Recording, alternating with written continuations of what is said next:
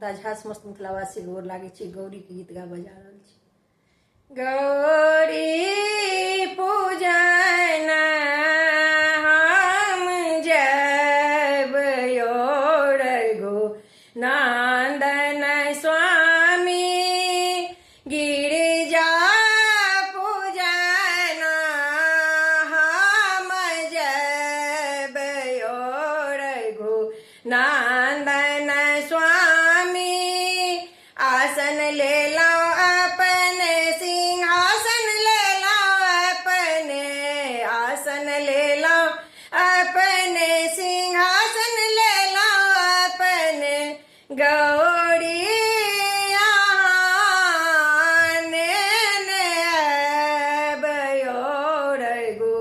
नंदन स्वामी गौरी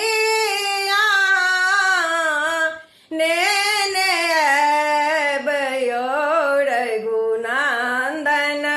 स्वामी गौरी पूजना हम जब योर नंदन स्वामी फूल ले लो अपने बेलपत्र ले लो अपने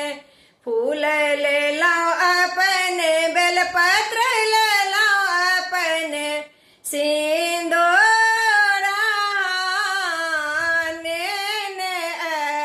अब योर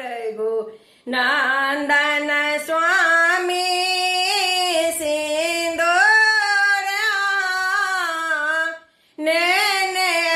अब योर नंदन स्वामी गौरी पूजना हम जब योर नंदन स्वामी केरा ले लो अपने पेड़ा ले लो अपने केरा ले लो अपने पेड़ा ले लो अपने गंगा जल अब योर नंदन स्वामी गंगा जल अब योर नंदन स्वामी गौरी पूजना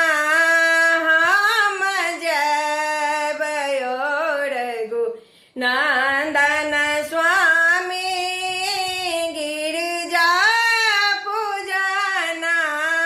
हम जब योर नंदन स्वामी सरर ले लो अपने गुगुल ले लो अपने सरर ले लो अपने गुगुल ले लो अपने धूमान अब योर नंदन स्वामी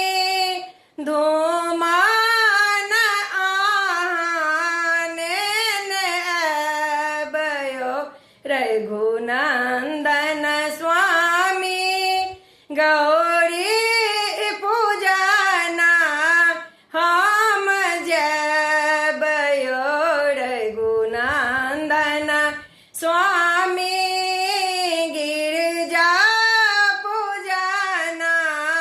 हम जब योर नंदन स्वामी। धन्यवाद।